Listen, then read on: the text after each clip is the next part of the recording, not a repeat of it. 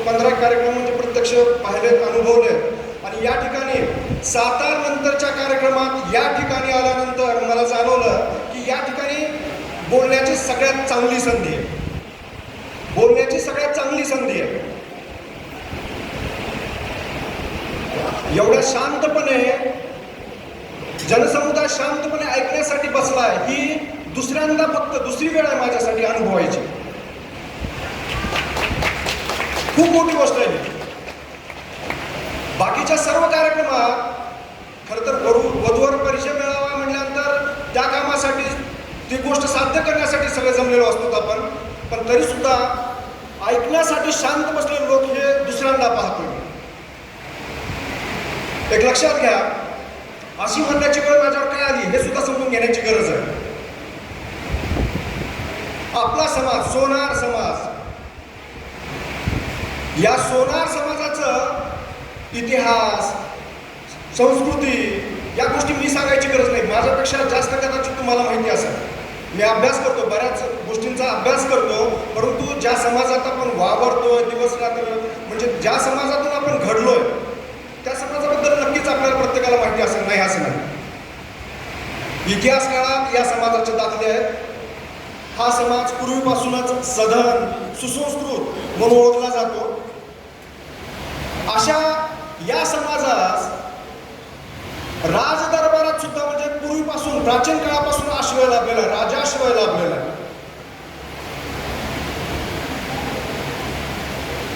पोतदार या शब्दामध्येच पोत ठरवणारा, राजाच्या दरबारात त्याचा जो काही खजिना असतो त्या खजिन्यातलं जे काही सोनं नाणं आहे, दागिने आहेत, रत्न आहेत, त्या सगळ्या गोष्टींचा पोत म्हणजे दर्जा गुणवत्ता ठरवणारा,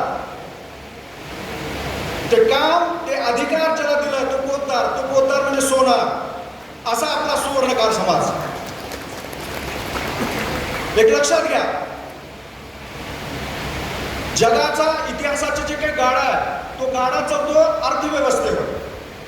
जगाचा इतिहास जर पाहायला गेलो तर जगाच्या इतिहासात जे काही लढाया झाल्या, ज्या काही घटना झाल्या, प्रत्येक घडामोडीच्या मागे अर्थशास्त्र असतं. त्या अर्थशास्त्रात सगळ्यात महत्वाची गोष्ट म्हणजे काय, चलन. चलनामध्ये रुपया, डॉलर वगैरे आपण गोष्टी ऐकतो, बरोबर आहे, वेगवेगळ्या देशांचं चलन. परंतु सर्व देशामध्ये जे चलन लागू पडतं ते म्हणजे सोनं. जे चलन लागू पडतं, ज्या चलनाचा सर्वात जास्त वापर होतो ते चलन म्हणजे काय, सोनं.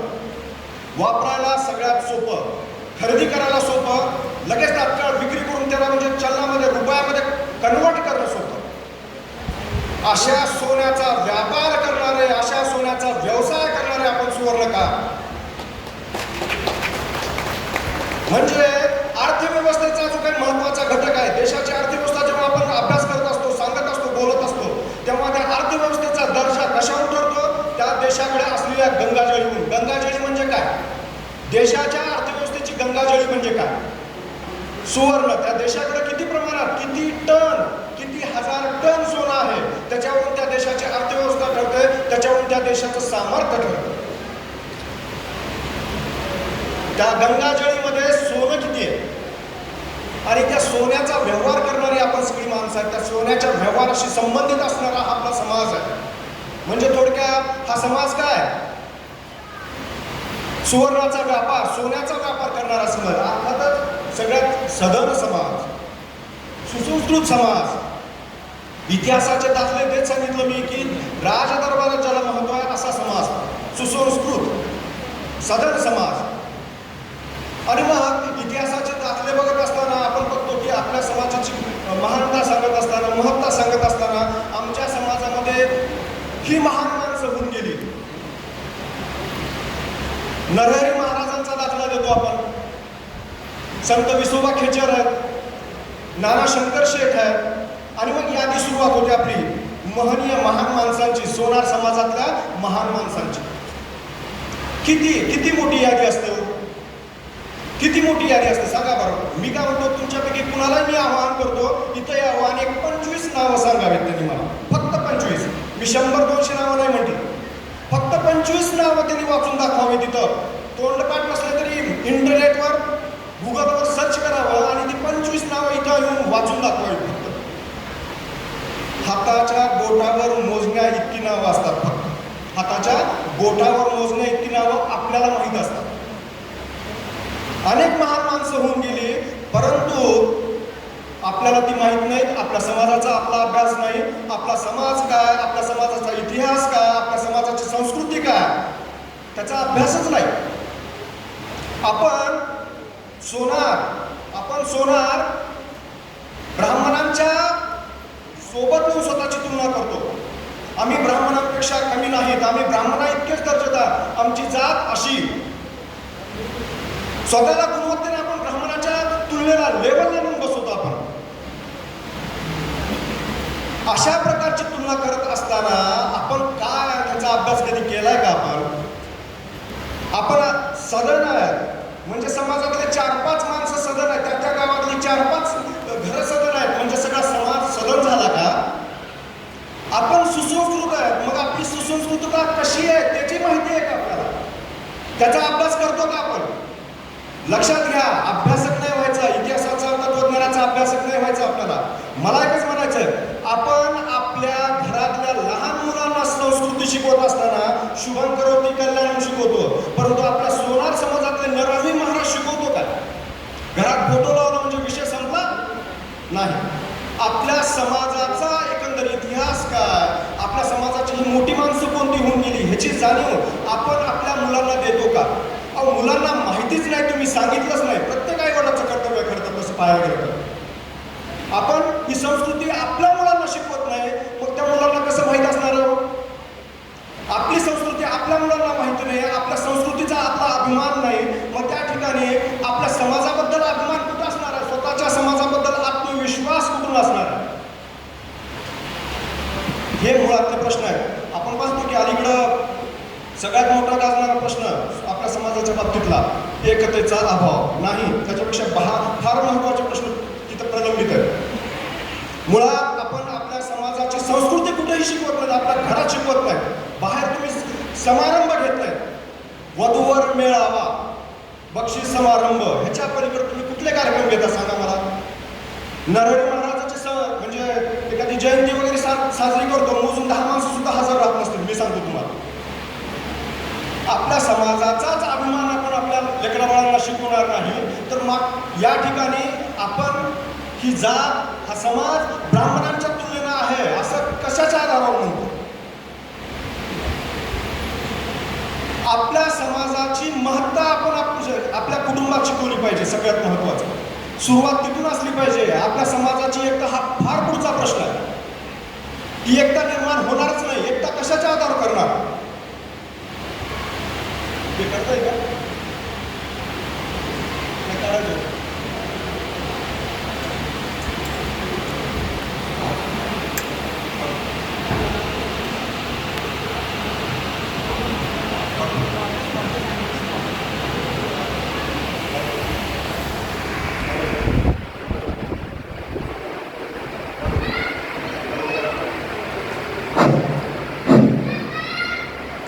आपण आपल्या समाजाची महत्ता आपण आपल्या घरातून सुरुवात केली पाहिजे सांगायला. आपल्या घरातल्या लहान मुलांना आपली संस्कृती सांगितली पाहिजे. आपला समाज किती चांगला दर्जेदार आहे हे सांगितलं पाहिजे. सगळ्यात महत्त्वाचे संस्कार आपल्या घरातल्या लहान मुलावर आपण केले पाहिजे, जी गोष्ट आजच्या बाबतीत सगळ्यात जास्त महत्त्वाची. लहान मुलांना संस्कार करा, त्यांच्यावर संस्कार झाल्यानंतर आपोआपच सगळ्या गोष्टींना, चांगल्या गोष्टींना सुरुवात होईल. आपण पाहतो व्हॉट्सअपचे वेगवेगळे ग्रुप केलेले असतात. वेगवेगळ्या धर्मातल्या म्हणजे हिंदू धर्मातल्या मुली दुसऱ्या कुठल्या तरी धर्मातल्या मुलासोबत पळून जाऊन लग्न करतात. हा एक प्रश्न म्हणजे गंभीर आहे म्हणतो आपण. अलीकडच्या काळात एखादी कुठल्या तरी गावातली सोनार समाजातलीच मुलगी परधर्मात विवाह करून पळून जाते, हे प्रश्न त्या ठिकाणी निर्माण होतात म्हणतो. ह्या प्रश्नासाठी आपण कुणाला जबाब धरतो? जबाबदार कुणाला धरतो? फक्त त्या मुलीला जबाबदार धरतो. त्या मुलीला जबाबदार धरतो की तिनं परधर्मात जाऊन लग्न केलं, घरातून पळून गेली, आईवडिलांच्या नावाला का बट्टा लावला, 10 गोष्टी. एक सांगतो, ती मुलगी जबाबदार नसते, आपण आई वडील जबाबदार असतो. कुठल्या प्रकारचे संस्कार केले हो तुम्ही? संस्कार केलेच नाही म्हणून ती मुलगी असू द्या किंवा मुलगा असू द्या, तिच्या व्यक्तिमत्वाचा पायाच तयार नाही केला, मग त्या ठिकाणी एखादी मुलगी किंवा एखादा मुलगा परधर्मातल्या मुलामुलीसोबत तिथं चुकलं काय? त्या एकट्या मुलीची चूक नाही आहे, चूक घरातल्या माता पित्यांची आहे, त्याच्या पलीकडं घराच्या बाहेर असलेल्या आपल्या समाजाची. एक काळ असा होता फक्त आईवडीलच नाही तर शेजारी पाजारी सुद्धा लक्ष ठेवून असायचे. आजकाल कोण लक्ष ठेवतो? कुणाला वेळ? असे अनेक प्रश्न आहेत. ह्या सर्व प्रश्नांच्या मुळाशी आपण आपली संस्कृती आपल्या मुलाबाळांना शिकवतो का? त्यांची व्यक्तिमत्वाची उभारणी आपण करतो का? मुलांच्या व्यक्तिमत्वाची उभारणी करण्यासाठी आपल्या समाजाचं एकंदर स्वरूप काय, दर्जा काय, समाज काय हे आपण सांगितलं पाहिजे. आपले संस्कार आपण सांगितले पाहिजे आणि ही सुरुवात घरातूनच व्हायला पाहिजे. इतरांनी सुरुवात करण्यापेक्षा आपणच सुरुवात केली तर त्या ठिकाणी सगळ्या गोष्टींना सुरुवात होते. लक्षात घ्या.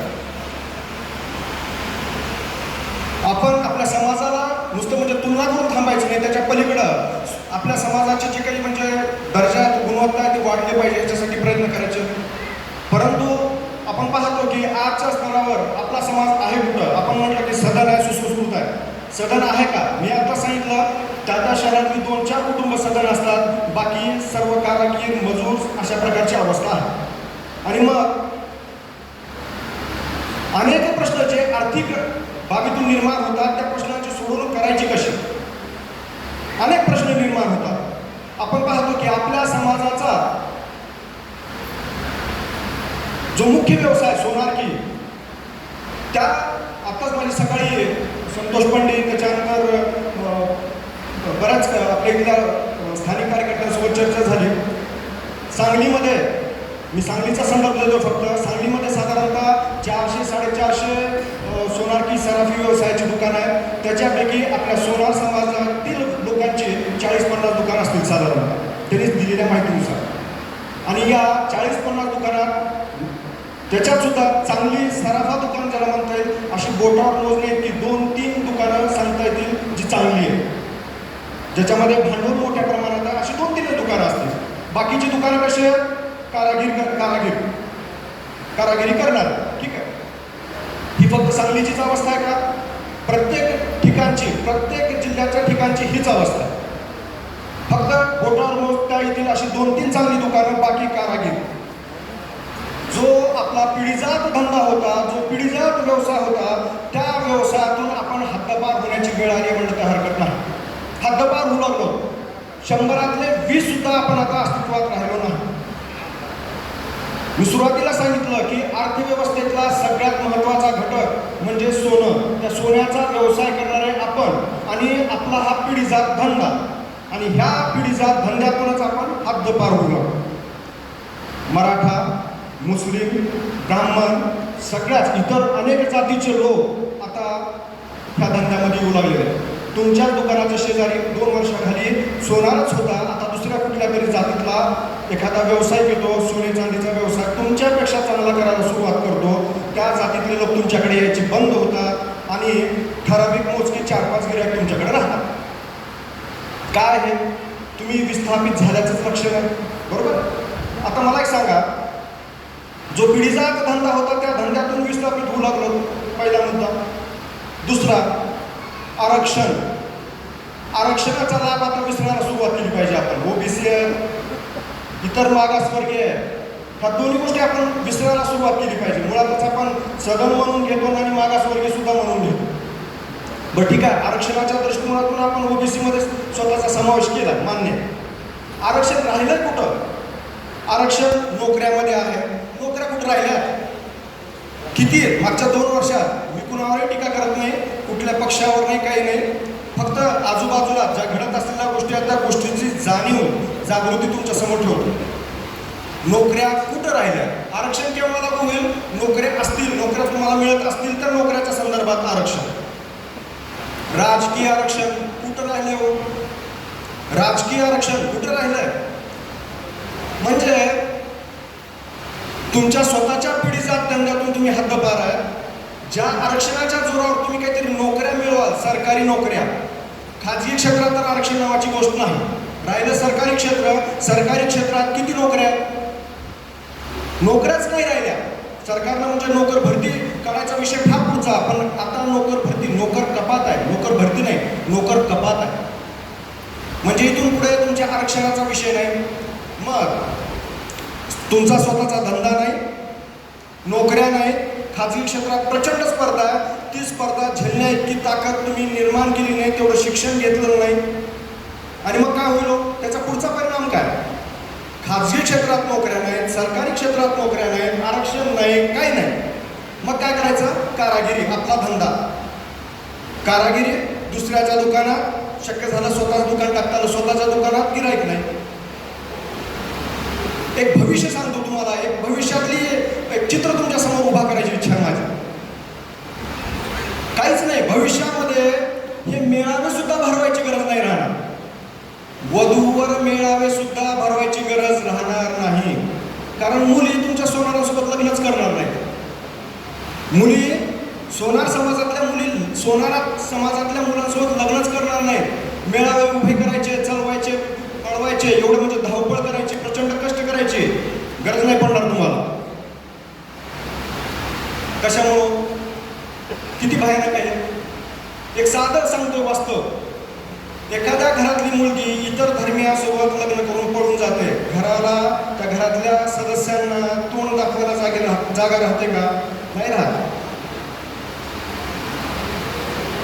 पुढच्या टप्प्यात हे होणारच नाही.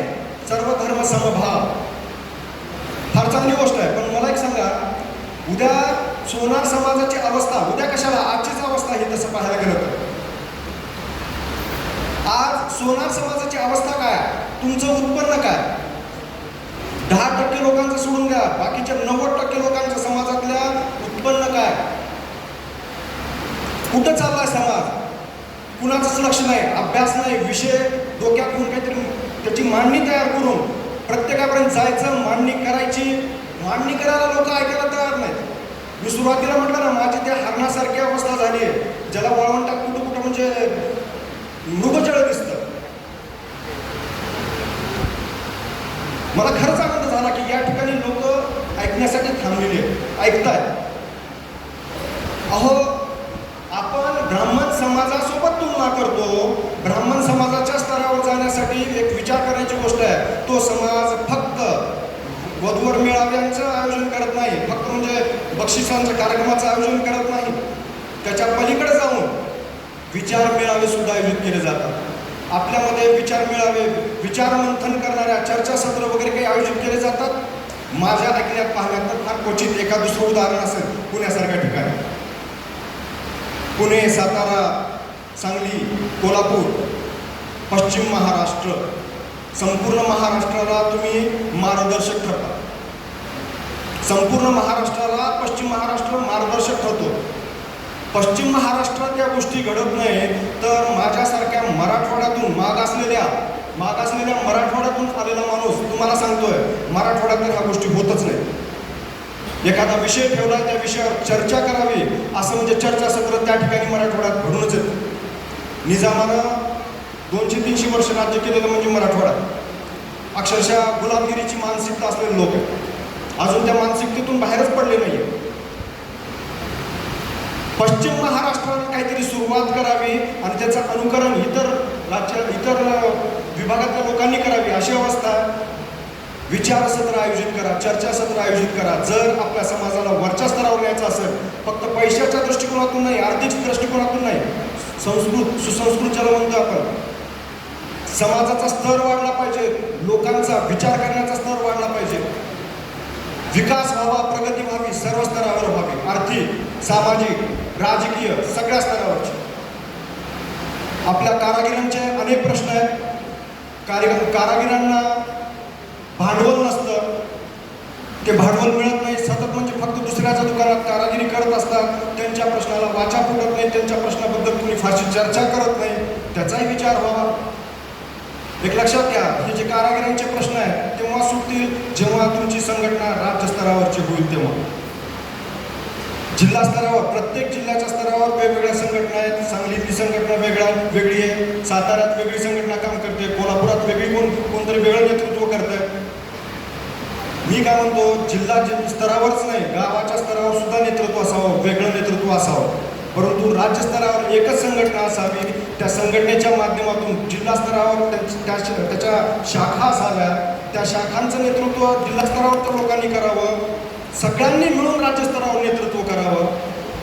जर अशी राज्यस्तरीय फक्त एकच संघटना असेल, त्या एकाच संघटनेच्या माध्यमातून आपले प्रश्न, सामाजिक प्रश्न असतील, सांस्कृतिक असतील, राजकीय असतील, सर्वच प्रश्न तुम्ही राजदरबारी मांडू शकला तर तुमच्या प्रश्नांना कुठंतरी दाद मिळेल. बाकी तुमचे प्रश्न ऐकून घ्यायला तुमच्याकडे पाठबळ नाही, तुमचे प्रश्न ऐकून घ्यायला तुमच्याकडे पाठबळ नाही आहे कुठलंच. अल्पसंख्याक समाज, नुसता अल्पसंख्याक नाही, एकजुटीचा अभाव असलेला, फाटाफूट झालेला, जिकडं तिकडं म्हणजे एकाचा दुसऱ्याला पायपोस नाही अशी अवस्था असलेला आपला समाज. एकजुटीचा 100% अभाव, प्रत्येकजण एकमेकाचे पाय ओढतो. काय अर्थ आहे? एक लक्षात घ्या, मी सकाळीच चर्चा करताना सांगितलं, एकजूट असली पाहिजे. एकजूट गावाच्या स्तरापासून राज्याच्या स्तरावर असली पाहिजे. राजकारण केलं पाहिजे, नुसतं समाजकारण नाही, राजकारण सुद्धा केलं पाहिजे. जिल्ह्याच्या स्तरावरची संघटना, त्याच्यात राजकारण करा, सतत राजकारण करा. राजकारण करणं वाईट नाही. जिथे दोन माणसं येतात त्या ठिकाणी दोघांच्या विचारामध्ये फरक असतो, त्या ठिकाणी दोन माणसातला संबंध म्हणजे राजकारणच असतं. तसं पाहायला गेलं राजकारण सतत राहायला पाहिजे. चांगलं सकारात्मक राजकारण राहू. त्या राजकारणाचा वापर जास्तीत जास्त चांगल्या प्रकारे करा, एकजूट करा, संघटना करा आणि त्या संघटनेच्या माध्यमातून राज्यस्तरावर प्रयत्न करा. आपले प्रश्न दुसऱ्याच्या दरबारात नेऊन मांडण्यापेक्षा आपलाच समाज एवढा मजबूत करा. जरी विखुरलेला समाज असला तरी सुद्धा एकत्र या, विविध गोष्टींच्या माध्यमातून एकत्र या. आपण पाहतो संत नरहरी महाराजांची जयंती वगैरे आपण साजरा करतो, अनेक इतर कार्यक्रम देखील आपण साजरा करतो. अशा कार्यक्रमाच्या माध्यमातून आपल्या समाजाचं अस्तित्व इतर समाजांना जाणून द्या. आपल्या समाजाचं अस्तित्व इतर समाजांना जाणून द्या. मी असं म्हणत नाही हातात काट्या घ्या आणि इतरांना म्हणजे भेडसावत अशी दहशत निर्माण करत वाहनांची टू व्हीलर बघा. वेगवेगळ्या जयंत्यांना म्हणजे शिवाजी महाराजांची जयंती असेल किंवा इतर टिपू सुलतानची जयंती असेल, सगळ्यांच्या अशा जयंतीच्या वेळी आमच्या लातूर शहरात तर म्हणजे टू व्हीलरवर राईड करतात. नाही म्हटलं तरी 1000 गाड्या टू व्हीलर एकाच वेळी रस्त्याने पळत असतात. प्रत्येकाच्या गाडीला झेंडा लावलेला असतो आणि घोषणा देणं सुरू असतं. शिवाजी महाराजांनी, टिपू सुलताननी कुणी अशी अपेक्षा केली होती की एवढं पेट्रोल जाळा, गाड्यांचा एकाच वेळी 1000 गाड्यांचा म्हणजे आवाज, गोंगाट, ध्वनी प्रदूषण करा आणि भल्या मोठ्या घोषणा. फक्त वर्षातून एक दिवस. बाकी ते शिवाजी महाराज कुठं असतात, त्यांच्या प्रतिमा, ते शिवाजी महाराज कुठं असतात, टिपू सुलतान कुठं असतो किंवा अजून सन्माननीय आंबेडकर कुठं असतात, काही संबंध नाही, काही देणं घेणं नाही. मला एकच म्हणायचं आहे, बाकी सभांमधून, बाकी प्रचार जे काय म्हणजे प्रभात फेऱ्या असतात, त्या फेऱ्यांमधून कोण काय करतं ह्याच्याशी घेणं देणंच नाही. मला एकच म्हणायचं आहे, आपण सोनार समाज म्हणून या ठिकाणी एकत्र यायचं असेल तर जी काही म्हणजे जो काही कार्यक्रम किंवा प्रभात फेरी किंवा मिरवणूक आपण काढतो, त्या मिरवणुकीत आपल्या घरातल्या प्रत्येक सदस्याला त्या मिरवणुकीत घ्या. आपल्या समाजाचं अस्तित्व जाणून द्यायचं असेल, मोदी साहेबांनी थाळ्या घेऊन वाजवा म्हणून सांगितलं होतं बघा, आठवत असेल. घंटानाद करा, थाळ्यांचा नाद करा. ही गोष्ट म्हणजे तुम्ही थट्टेवर न्याल, हसण्यावर न्याल कदाचित. पण एक सांगू का, स्वतःच्या समाजाचं अस्तित्व दाखवून दिल्याशिवाय तुमच्या समाजाबद्दल मला दहशतीची अपेक्षा नाही आहे. तुमच्या समाजाला इतरांनी घाबरावं ह्याची अपेक्षा नाही आहे मला. परंतु तुमच्या समाजाबद्दल एक आदर तरी असावा, वचक तरी असावा तुमच्या समाजाचा. तुमच्या समाजातल्या मुलीकडं कुणी डोळे वर करून किंवा तिला छेडणं हे प्रकार तर होऊ नये. फक्त तुमच्या समाजातलंच का, इतर समाजातल्या मुलीकडं सुद्धा कुणी अशा प्रकारे म्हणजे बघितलं नाही पाहिजे, तिला आदरच दिला पाहिजे. हे अशा प्रकारचा आदर देणं किंवा चांगली वागणूक मिळणं हे केव्हा होणार आहे, जेव्हा तुमचं अस्तित्व जाणवेल. तुमचं अस्तित्वच दिसत नाही, तुमचं अस्तित्वच दिसत नाही. आता तुम्ही म्हणाल की संख्या कमी आमची, प्रत्येक गावात 50 घरं, 200 घरं, 100 घरं. अहो ते 200 घरातले 5-5 मेंबर 1000 झाले की 1000 लोकांनी मिरवणूक काढा. सोनार समाजाचे बॅनर लावा, मिरवणूक काढा, थाळ्यांचा नाद करा, घंटा नाद करा. का बरं थाळ्या वाजवणं बंदी आहे, वाईट आहे? आपण ढोल ढोल ताशे वाजवतो वाईट आहे, बंदी आहे का? हे केलं पाहिजे, केल्याशिवाय पर्याय नाही. तुमच्या समाजाचं अस्तित्व जाणवेल कसं, एकजूट जाणवेल कशी? आमच्या समाजाची एकजूट आहे, कुठं आहे ती? दिसत तर नाही, जाणवत तर नाही, आणि एकजूट आहे. मला काय अर्थ आहे? जोपर्यंत तुमच्या समाजाचं अस्तित्व जाणवणार नाही, तुमचा समाज नावाची गोष्ट काही, सोनार समाज नावाची गोष्ट काही आहे हे जाणवणार नाही, त्याच्याबद्दल त्या समाजाबद्दल आदर वाटणार नाही. आपण प्रत्येकाने काय केलं, तंबू केलेत वेगवेगळ्या प्रकारचे, वेगवेगळ्या प्रकारचे तंबू. दैवज्ञ सोनार, अहिर सोनार, लाड सोनार, वेगवेगळे तंबू आहे. प्रत्येकाचे झेंडे वेगळे असतील. झेंडे प्रत्यक्षात वेगळे नसले तरी म्हणजे तंबू वेगळे निश्चितच आहे. जोपर्यंत हा भेदभाव संपणार नाही तोपर्यंत तुमच्या समाजाला किंमत येणारच नाही. मुळात अल्पसंख्याक समाज म्हटलं आणि त्याच्यात सुद्धा तुम्ही वर्गवारी केलेली आहे. आणि ही वर्गवारी कुठल्या फायद्याची आहे, त्याच्यातून साध्य काय? एकत्र या, हे अशा प्रकारचे जे काही वहिवाटी निर्माण केल्या त्या बंद करा. हे जे काही वेगवेगळे वर्ग तयार केलेत नका, हे तुमच्या हिताचं कुठंच नाही आहे. एकत्र यावं लागेल. आणि एकत्र येत नसाल, हे सगळे म्हणजे वेगवेगळ्या शाखा जोपर्यंत तुम्ही बंद करत नाही, ते करत नसाल, बंद करा अगोदर. त्या शाखा बंद झाल्या पाहिजेत. एकच समाज सोनार समाज, एकच समाज सोनार समाज. जोपर्यंत आपण म्हणजे अशा प्रकारे जागे होत नाही, शब्द मी मुद्दाम वापरलाय, जागे होत नाही. जागे होत नाही म्हणजे काय? आपण काय केलं माहिती आहे का? आपण मस्तपैकी सोंग घेतलं झोपण्याचं आणि झोपलं सुद्धा कदाचित. आपल्याला आजूबाजूला घडणाऱ्या गोष्टीची जाणीवच नाही आहे. लाखाच्या सभा होतात, जरांगे पाटलांच्या लाखाच्या सभा होतात. वाईट नाही आहे, ईर्ष्या नाही आहे त्या गोष्टीबद्दल, पण त्याचा आदर्श आपण का घेत नाही? संपूर्ण महाराष्ट्रातून 1,00,000भर सोनार एकत्र येऊ शकत नाही. पुण्यासारख्या ठिकाणी, मुंबईसारख्या ठिकाणी एकत्र येऊन विचार मंथन करा. कधीतरी एकत्र या, एक वेळा, वर्षातून एक वेळा एकत्र या. संपूर्ण महाराष्ट्रातून एकत्र या. कुठल्याही शाखेचा विचार न करता एकत्र या. एक सोनार म्हणून एकत्र या. आणि आपलं अस्तित्व गल्लीत नाही, दिल्लीत नाही, किमान मुंबईत तरी दाखवून द्या. अस्तित्व दाखवायला सांगतोय, मोर्चे काढून विरोध करायला सांगत नाहीये. तुमचं अस्तित्व जोपर्यंत दिसणार नाही तोपर्यंत कुठल्याच गोष्टीला अर्थ नाही. लक्षात घ्या. अनेक प्रश्न आहेत. ह्या सगळ्या प्रश्नांच्या मुळाशी दोनच गोष्टी आहेत. एक, आपल्या घरातली स्त्री साक्षर असली पाहिजे. जी कारणं आहेत त्या कारणांसाठी उत्तर एकच आहे. आपल्या घरातली स्त्री साक्षर असली पाहिजे, सुशिक्षित असली पाहिजे. त्या स्त्रीनं आपल्या लेकरांना म्हणजे चांगलं घडवलं पाहिजे, संस्कार केले पाहिजे. मुळापासून हे प्रश्न सुटण्यासाठी हे संस्कार देण्याची प्रक्रिया अतिशय महत्त्वाची आहे. आणि त्याच्यासाठी आपल्या घरातल्या स्त्रीला साक्षर करणं महत्त्वाचं आहे. स्त्रीला सशक्त करणं महत्त्वाचं आहे. महिला सशक्तीकरण, मोदी सरकारने सुद्धा तेच केलेलं असतो. महिला सशक्तीकरण सगळ्यात महत्त्वाची गोष्ट. लोक हो, जागे व्हा. निवड आपला धंदा करण्यात वेळ वाया घालू नका. राजकारणात पडा, समाजकारणात पडा. आणि आपल्या घरातल्या स्त्रीला विचार फार मोठा आहे. तसं पाहायला गेलं तर अतिशय सोपं आहे. आपल्या घरातल्या स्त्रीला गल्ल्यावर बसवा. सोपी गोष्ट नाही आहे. एक सांगतो, ही सोपी गोष्ट नाही आहे. माझी बहीण पंढरपूरला स्वतः म्हणजे सगळ्या गोष्टी करते, कारागिरीपासून सगळ्या गोष्टी करते. मी स्वतः घरात अनुभवतोय म्हणून बोलायची हिंमत आहे माझ्या. माझ्या वहिनी, माझ्या मोठ्या भावाची मिसेस, ती स्वतः गल्ल्यावर बसते.